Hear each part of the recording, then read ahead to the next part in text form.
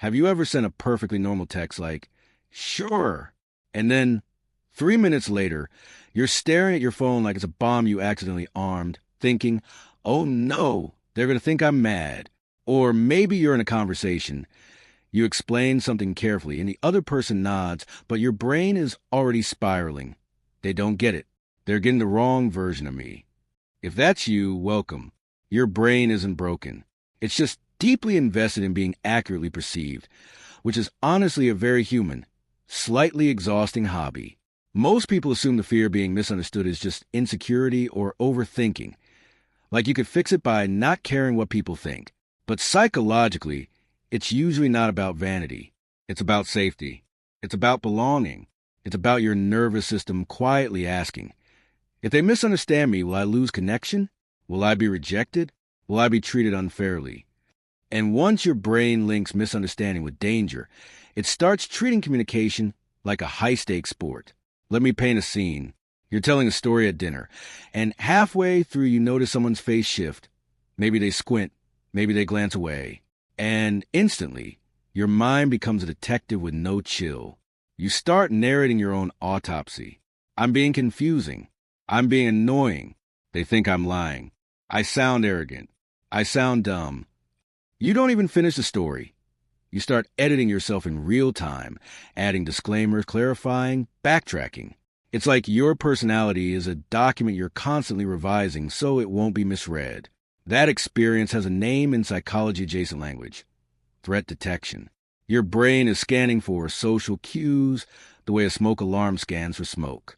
And the tricky part is, smoke alarms are designed to be sensitive. They'd rather scream at burnt toast than miss a real fire. So if you had enough experiences where being misunderstood led to conflict, shame, punishment, or loneliness, your brain might start seeing burnt toast everywhere.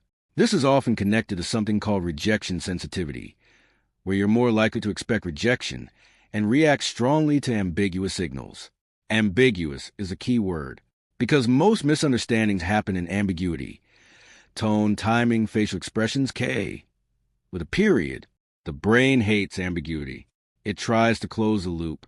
And if your past taught you that the loop usually closes with pain, your mind will sprint to the worst-case interpretation before you even have a chance to breathe. There's also a quieter layer: self-concept. Some people have a stable sense of who they are, like a solid house.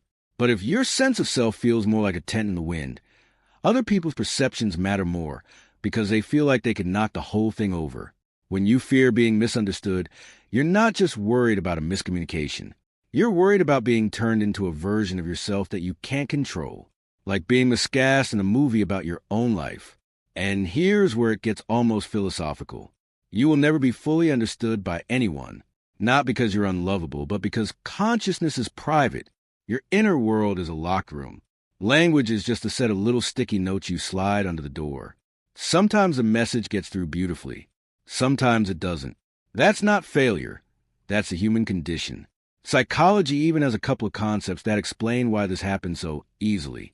There's the illusion of transparency, which is our tendency to overestimate how much other people can see our intentions and feelings. Your brain thinks your tone is obvious. Your meaning is obvious. Your heart is basically subtitled. But from the outside, people are guessing. And they're guessing to the filter of their own mood, history, and insecurities, which means you can be perfectly sincere and still be misread. Not because you did something wrong, but because communication is two brains trying to sync over weak Wi-Fi. So what do people who fear being misunderstood often do? They over-explain. They people-please. They rehearse conversations in the shower like they're preparing for trial. They try to make themselves misunderstanding-proof. But the more you try to control perception, the more anxious you become, because perception was never fully controllable in the first place.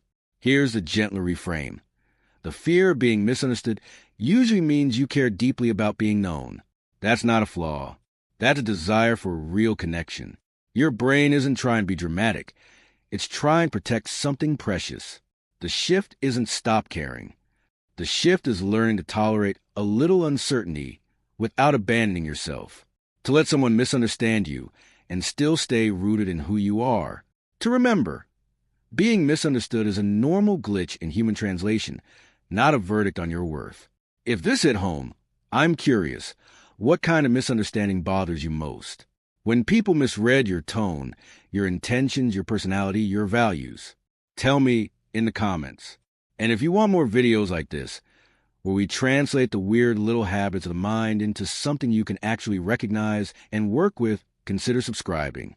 Your brain is not too much. It's just try to be met.